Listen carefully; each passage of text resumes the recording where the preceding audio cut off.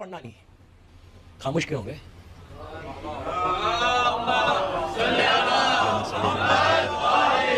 جو ریالٹی ہے وہ پیش کر رہا, حقیقت کو بتا رہا.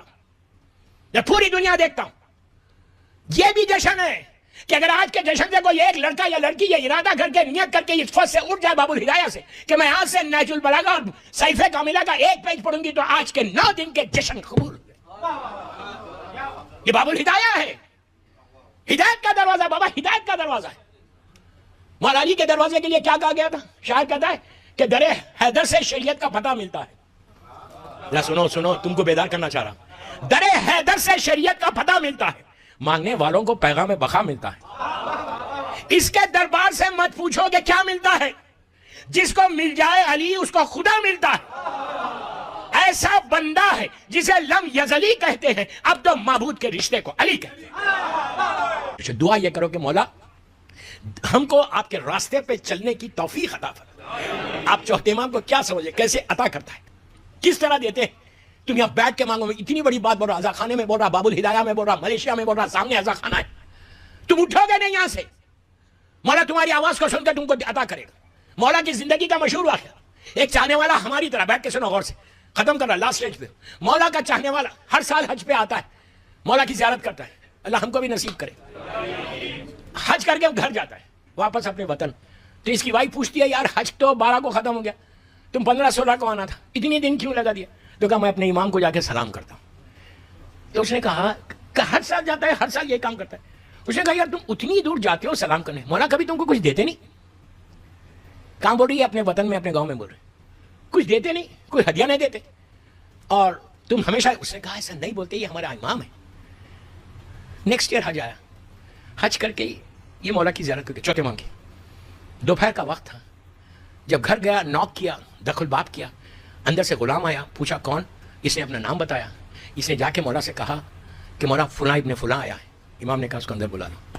جب اندر آئے تو جب ہی امام نے کھانا ختم کیا تھا, کھانا ختم کر کے مولا اٹھے, اٹھ کے ہاتھ دھونا چاہ رہے تھے, نیچے برتن تھا. اس نے کہا مولا میں آپ کا ہاتھ دھلا دوں؟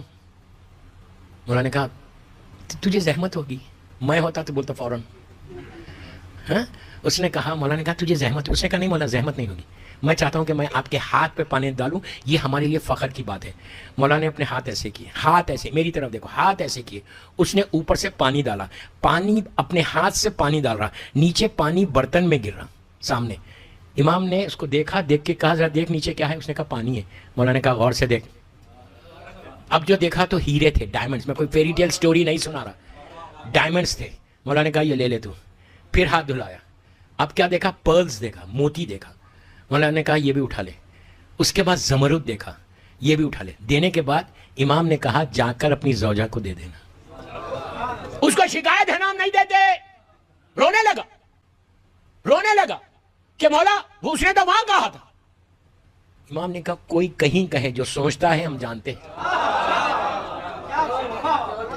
ہم دل کی دھڑکن کو جانتے ہیں, ہارٹ بیٹ کو ہم جانتے ہیں. تو اس طرح امام عطا کرنے والا بھی ہے, یہ مت سمجھو, اس طرح امام عطا کرتا ہے. تو آج اگر آپ باب الہدایہ میں یہ پورے 9 دن آپ نے ذکر امام سنا, جشن کیا, کیا مولا نہیں دیکھ رہے آپ کو؟ آج کا جو امام ہے, آج کا جو زین العابدین ہے, ہمارا زمانے کا امام, ان کی کتنی بڑی خوشی ہے, وہ کیسے آپ کو دیں گے؟ کبھی گھبراؤ مت, کبھی پریشان مت. جب بھی کوئی پریشانی ہو, کسی نہ کسی امام سے اپنے رشتے کو مضبوط کر لو, مضبوط کر لو. بالخصوص زمانے کے امام کو, ہر ولادت ہو, ہر شہادت ہو معصوم کی, زمانے کے امام کو ایک خط لکھو, عریضہ لکھو. جیسے آج یہ پورے دن گزر جا رہے, اب یہ 15 شعبان بالکل قریب ہے. اب ہم کو کرنا کیا؟ ایک زیارت دے کے جاتا, بات ختم کرنا تقریر کو, ایک زیارت دے کے جاتا جو آپ کو پڑھنا ہے کل سے, اور 15 شعبان تک آپ پڑھتے رہو. آپ مجھے دعا دیں گے. I don't need anything from you guys. مجھے کچھ نہیں چاہیے, مجھے آپ کی دعا چاہیے. ایک مخصوص زیارت ہے.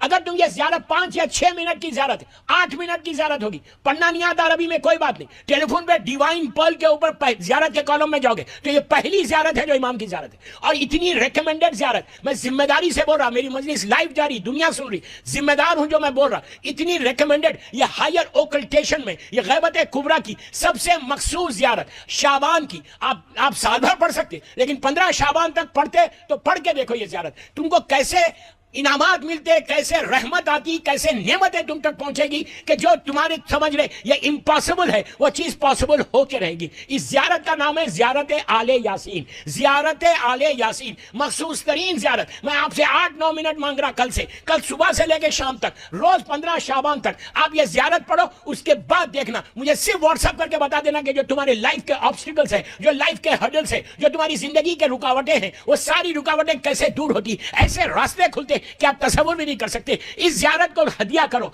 13 मासूमीन को, शहजादी ज़ैनब, शहजादी उम्मे कुलसूम को, मौला अब्बास को, और आखिर में इमाम की वालिदा बीबी नरजिस खातून को करके देखो कि कैसे तुमको मौला इन सारे वास्तों के साथ जब जमाने के इमाम को सलाम करोगे, देखो कि इमाम कैसे अता करता है। वास्ता दो चौथे इमाम का, बोला मौला मैं आपके जश्न में सुन के आ रहा, मुझे ये चाहिए ये चाहिए। कभी मांगते हुए शर्माना नहीं। ये याद रखो, ये इमाम भी उसी अली का बेटा है जो साहिल ने एक रोटी मांगी थी तो ऊंटों की खतार दी थी। आप तसव्वुर भी नहीं करना कि कैसे अता होती है, सिर्फ मांगने का सलीका चाहिए। ये ज़ियारत आले यासीन मैं यूथ को बोल रहा, start from tomorrow and you will see the result. हो सकता है तुम्हारी जो रुकावटें हैं, जो दुआएं कबूल नहीं हो रही, दुनिया में कोई शख्स ऐसा नहीं है जो परेशान नहीं है, किसी ना किसी तरीके से परेशानी है। मैं यही तो कहता हूं यार, दुनिया लोगों के पास तो कुछ नहीं है, तुम्हारे पास 14 है। 14 तुम 14 को छोड़ के इधर उधर क्यों जा रहे?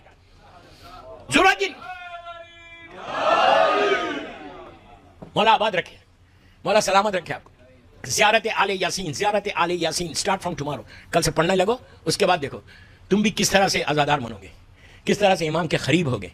बस दोस्तों, उस इमाम की विलादत की रात है कि जिसने करबला को करबला बना दिया। मदीने से करबला तक हुसैन का कंट्रीब्यूशन है, और करबला से कूफा, कूफे से शाम चौथे इमाम का और शहजादी ज़ैनब का कंट्रीब्यूशन है। कि इन लोगों ने 34 बरस चौथा इमाम मुसलसल पूरे शहरों में जाके, वतन में रहकर ऐसी आजादारी को मजबूत किया, वो सलीका दिया, वो हमको बताया कि आजादारी हुसैन कैसे करते।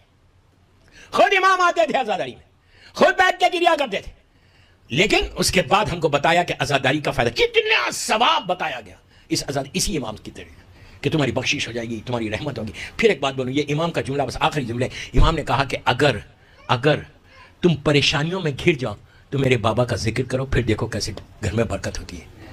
सिर्फ मेरे बाबा का जिक्र गिरिया करो। बस दोस्तों।